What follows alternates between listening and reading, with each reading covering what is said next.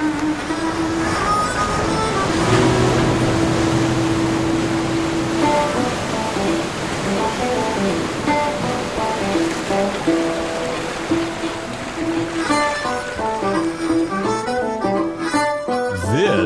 is What the CREC. I'm Bud Alheim, joined by Jimmy Gill, pastor of Trinity Reformed Evangelical Church in Jacksonville, Florida.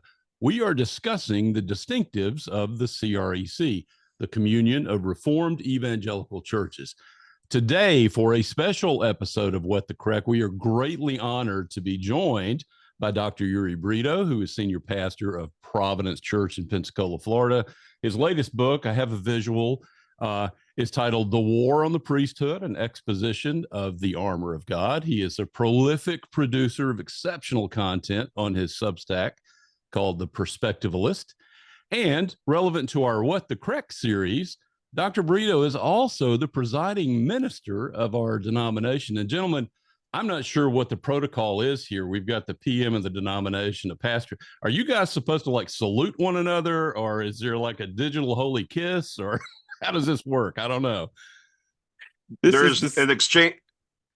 Go ahead, Yuri. Set us straight. All right. Here's the real deal: is that there's an exchange of pipe tobacco that happens at Presbytery, and Scotch whiskey. And Scotch whiskey, exactly. That's pretty much it right there. We keep it to the basics. Okay, required libations to be offered.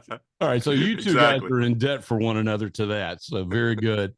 Pastor Uri, we've been doing these What the CREC videos to kind of introduce folks that are interested in our church plant here in Jacksonville, Trinity Reformed Evangelical, to give them some idea of what the distinctives are of the denomination. So we've discussed things like liturgy and covenant renewal worship and eschatology. Pastor Ben Rossell has come on and he's talked with us about the importance of preaching. Pastor Rich Lusk has joined us to discuss Christendom. And we've even done a short, although it got longer because Jimmy is a preacher. We did a short series on dispensationalism to note that this is not a distinctive of the CREC. But the Lord has brought us each down a different path to arrive in the denomination. And so I wanted to ask you, Pastor, was there some particular feature of the CREC as a denomination that really attracted you, that was especially appealing to you about the denomination when you first came into it? Yeah, well, thanks for having me. First of all, I appreciate the kindness and the virtual hospitality. The one thing that I think people don't realize, there's a distinction that needs to be kept in mind, and there is the perception people may have of the CREC from outside as this sort of, theological bulldogs, just trampling everything in front of them. But then there is the CREC lived at the local level, and the reality is, even though I have a fairly public role, most of my people don't know what I do outside of Sunday morning worship. And I find that incredibly appealing. I'm very grateful to that. And unless they have access to my Substack or something very particular, they're certainly not going to get any other sense of what I do.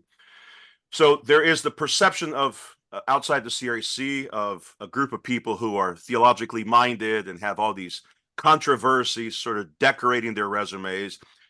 But then the local level, you have hospitality, you have people singing before meals, you have a general disposition of fathers in leading their families.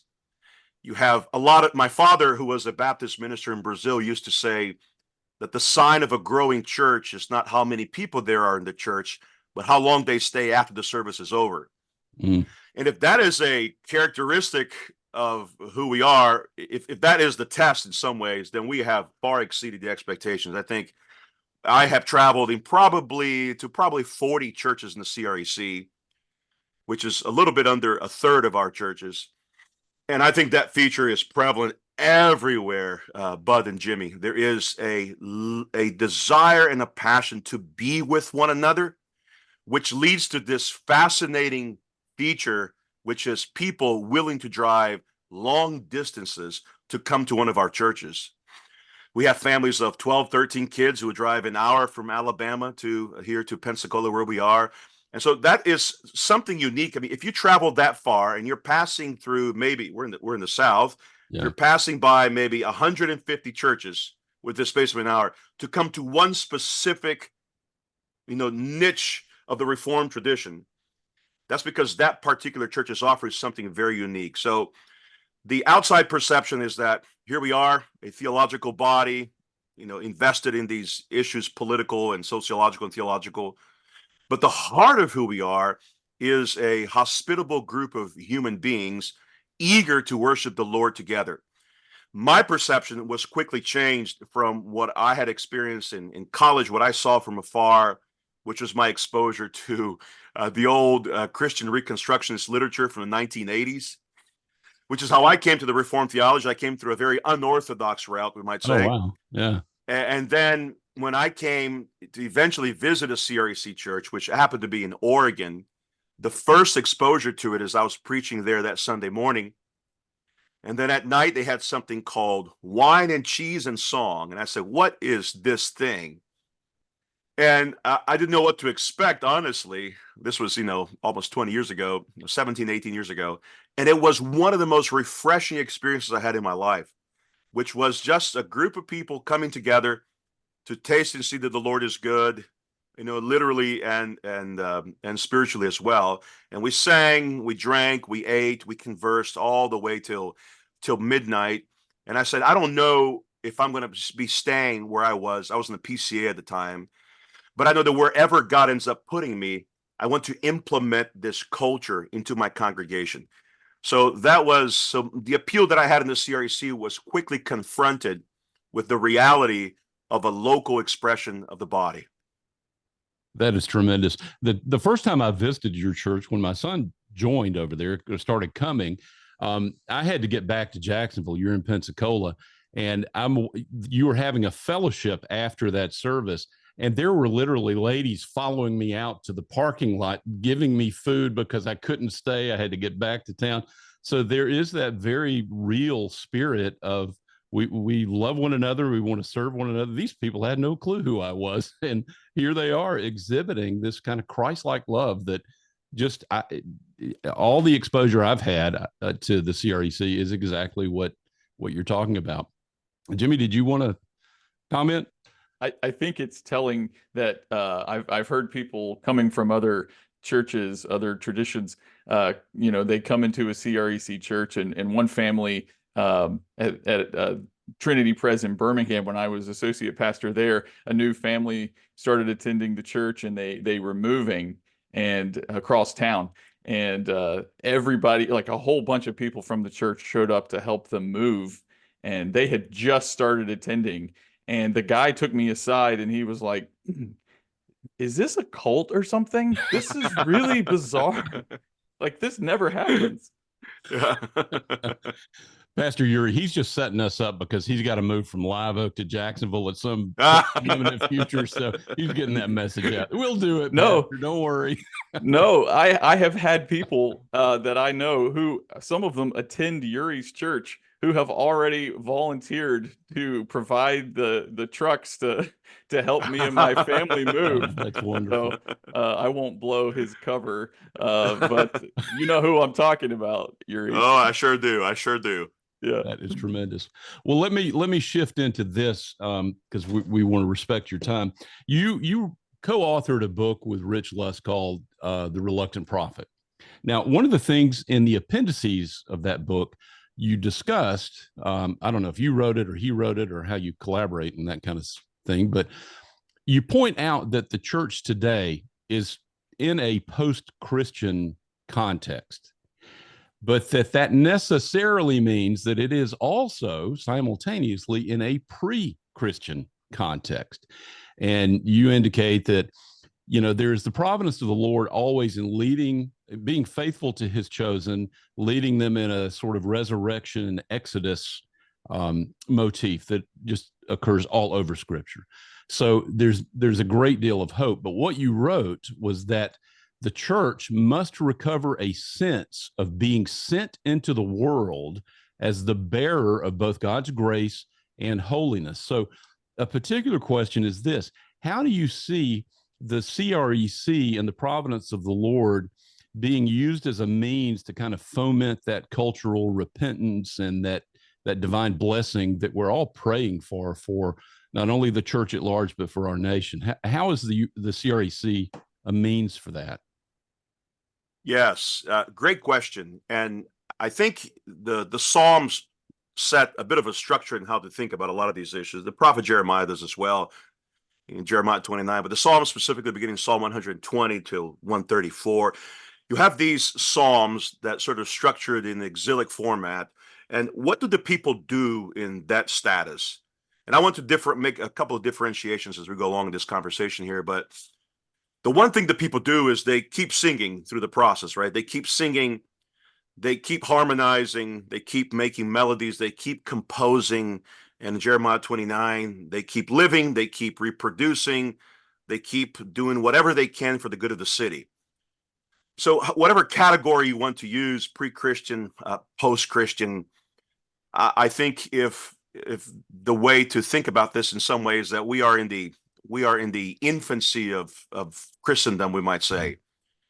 And so in some ways we are pre-Christian because we are still we're rebuilding the ruins of Christendom. And for those ruins to be rebuilt, it's going to take a little bit of time, like our ancestors did. A lot of them gave up their lives to do certain building projects that they knew they would not be alive to see its result. And I think Christianity is like that. It's a generational, covenantal sort of perspective on things. And in some ways, we are post-Christian. I just interviewed Aaron Wren yesterday for my podcast. He sent me a copy of his book, Life in the Negative World. Mm-hmm. And he argues that there are three phases to what's happened in the American Evangelical Church, which is the positive world, the neutral world, and that now post-2014, we live in the negative world where to assert that you are a Christian, there was just this news yesterday in, I don't know where it was, in London, of a lady who was outside an abortion clinic there, and she wasn't uttering anything, but her silence was sufficient to get her arrested. So in other words, to make the point, you don't have to be vocal, you don't have to use much rhetoric. All you have to do is essentially say, I have 3 children and my wife is a stay-at-home mom. That in itself becomes countercultural in our environment today. You don't have to say much. And so if that's the case, in some ways we do live in a negative world, in a post-Christian society. However, these generational epochs, they can change very rapidly. It changed in one Twitter post in 1517, and it can change very quickly overnight in the United States or any part of the world. So anyway, these categories can be helpful to think through how Christian civilizations move and live and have their being. However, I'm not stuck to them in the sense that, well, history has hit this paralysis button. No, it can change overnight. And we know it's changing overnight for a variety of reasons, but a part of it is from the language that we use in the commentary, that there is this missiological emphasis that we do have in the CREC that continues to blossom. Think about this. There was a piece written by Father Calvin Robinson yesterday in his Substack where he articulated that the candidacy statistic for the Church of England has gone down 40%. And that is a sign of the times, right? So as denominations are having less and less, fewer candidates interesting in assuming the role of the pastorate, little tiny bodies like the CREC of 130, 140 churches continue to bring more candidates. I cannot tell you how many phone calls I receive on a regular basis or emails on a weekly basis of people saying, I want to plant a CREC church in this part of the country. I want to pursue pastoral ministry here. If you're going to have a strong presence anywhere, one of the fundamental elements needed are godly male leaders eager to assume these roles in local congregations, wherever it may be. The CREC is not the only place leading the way, but certainly I think we're producing some of the finest men. Jimmy and I sit in a lot of examining committees. We see this process firsthand. We know how it is. These are godly, faithful men leading their families. One of the reasons I think we are leading the way in that department is because when we do these examinations, we're covering aspects that some denominations don't cover. For example, whereas some Reformed traditions will cover elements of theology proper and systematics and history, very little attention is typically given to the man's piety, the man's home. That's really significant according to the Apostle Paul. And so that's an area where we really focus. We really will have conversations with them before they even come to the floor of presbytery. So anyway, I think the foundational pieces, which I think begin with the tile pieces of your local building, the local church, those have to be established first before we begin to think about rebuilding the ruins elsewhere. That process is happening. I can just tell you personally, I mean, today I have conversations with churches in England, in Jersey, which is in the English channels, conversations with the island of Cyprus. We have upcoming meetings with several Canadian churches, Norwegian bodies as well, bodies in Argentina, and then in church planting in Brazil. It is a remarkable thing taking place. And I think all of that stems from the kind of life we want to see in our churches, which is we want theological communities. And for communities to be truly theological, they must be living out the faith day after day. So that's a unique feature that the CREC offers that is not, it's not preeminently present in other traditions. And I do think it is preeminently present in ours. Excellent. Jimmy? Yeah. I thought it looked like you had a question. No, I just think it's so important for people to hear, that kind of perspective because of what we see, the messaging that we're bombarded with all the time is how terrible things are, and things are pretty bad, in a lot of places and in our own country in a lot of ways. We can become just so pessimistic, or we can become numb, kind of like, in Psalm 73, the temptation to become cynical, to become jaded about the prosperity of the wicked. It's just so refreshing and so important to hear the good things that God is doing, the ways that even amidst the ruins, there are signs of resurrection life, and there are lots of faithful brothers and sisters around the world who haven't bowed the knee to Baal. I think that's such an important perspective to continually be reminding people of. So Uri, what other things? What are some of the trends that you see within our own country that give you hope, that are encouraging to you within? You've spoken about things happening in other countries around the world, but in denominations in the U.S., where is God moving? Where is Reformation being pursued that brings you hope? Yes, I know the Pauline indicative in some ways, and to whom much is given, much is required. We have been given much. We have been given much. And one of the elements I think of in the 25 years of our existence as a denomination, one of the things that we've been given much of is we've been given godly structures, godly institutions. And one of the elements I think that I think our society has fallen prey to is they have allowed the variations of principalities and powers to sneak into their institutions and present an alternative message. And that message can be, again, it can be decorated with all sorts of right words and right conversations, but deep within it, there are these evil spirits permeating that message. And it comes with, it can be using the motif or the theme of we have to protect victims. We have to defend the weak. These are good and true things, but when these things are emphasized as primary, right, and when the gospel becomes a secondary thing, or when the gospel becomes essentially synonymous with protecting victims or protecting the weak, that's when I think our institutions have given away the codes of our ecclesiastical secrets. I think what the CREC has done really well is, again, in this theme of rebuilding the ruins, we have done really well is we said, it is true, we need churches. And I think my ecclesiastical bona fides are there for everybody to see. I love the church. I've been in love with the church for a very long time. I think the church is the headquarters of the kingdom, et cetera, et cetera. However, the church needs parallel structures and institutions that'll come alongside and allow the church to accentuate its message. And I think in the area of education, we have really thrived.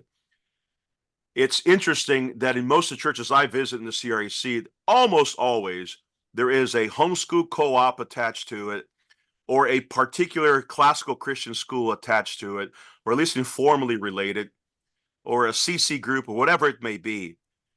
And that's because we see that what the church expresses as a body on Sunday morning needs to be lived out formally also throughout the week. And so what that does is that when the people of God come together on Sunday morning, they're not simply kind of greeting each other as if they haven't seen each other in 7 days, but they are truly renewing covenant with each other because they have been in covenant rituals with each other from Sunday to Sunday. And that's just a unique, that is just a brilliant piece of the furniture of our churches, I think, that is very central to who we are. And so you can have a local church, which is wonderful, but that local church needs to have parallel institutions that will come and support it. And what we see in the CREC is precisely that. One of the exciting things that's happened lately in the CREC is I've been having this conversation with this is really fascinating. He's a Norwegian musician, composer who lives in southern Spain. And he is married to an Ecuadorian woman. Just the entire lexicon of languages involved there. One of his visions is to establish local music conservatories in cities with CREC churches. And what he wants to do is he wants to have a local CREC church buying a building, and that building would be used for a music conservatory, music training in building symphonies and instrumentalist training, vocal training, and also in composition, also musical composition, to provide greater hymnody for the church, greater melodies and tunes. Well, that kind of stuff is just exciting. It's just exciting. I didn't see that in the previous world I lived in, but that idea of, it may sound outrageous at first. In fact, interestingly, one of his clients provides compositions for I think it's the Dutch royal family. So you're now you're getting into the public spaces, and now your influence is becoming more than just an internet sensation.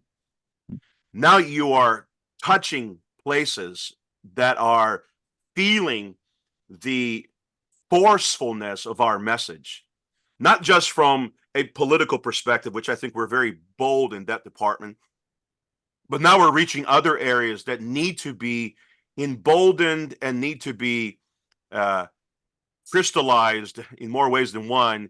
We should say, crystallized as well, Christ-filled also. And so that is the kinds of things that get me up really early in the morning, because they energize me to see that there are visionaries in different parts of the world who buy into our vision of what church life looks like. And they also see the necessity of having good Christian education that accentuates the best of Western civilization. You know, one of the gentlemen who attends our congregation is a pioneer in classical education in Hungary. So he is a well-known classical teacher who goes to Hungary and is doing one of our first Christian classical schools there. So you have to think about that. It has never been the masses that control the vision of a society. It has always been a committed minority who gather together, sharing a common vision of how Christ is to be all in all. And that small group of people are the ones who actually change civilization. Our churches, Bud and Jimmy, and you guys probably know this well, our churches begin small. My congregation begins small. Most of our little churches begin small. In a lot of places nobody has ever heard of. But I think what's happening now is that our churches are growing, and we cannot continue with this sentimental, romantic vision that we are only faithful if we remain really small. That is contrary to the Christian vision. It's certainly contrary to the Great Commission. If we are growing in quality and in quantity, God is spreading our vision, and God is spreading our cultural desires to see the biblical gospel overtaking institutions in the U.S. and around the world as well. I think that's tremendous. And you're a bit of a Kuyperian, of course. And what you're saying essentially is that the way that we understand the faith, it's not sequestered in the sphere of the church. It affects every other dimension of life in various ways, as the Lord has gifted people to pursue all these different and wonderful things that need to be Christianized. So I think that's wonderful. Well, gentlemen, I appreciate both of you joining today. And we appreciate folks watching this episode of What the CREC. To find out more about the CREC, please visit crechurches.org.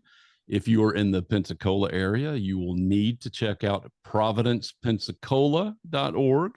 And if you're in the Jacksonville, Florida area and would like to find out more about our CREC Mission Church, please find us at trinityjax.net. That's trinityjax.net. And we thank you for watching, and may the Lord bless you.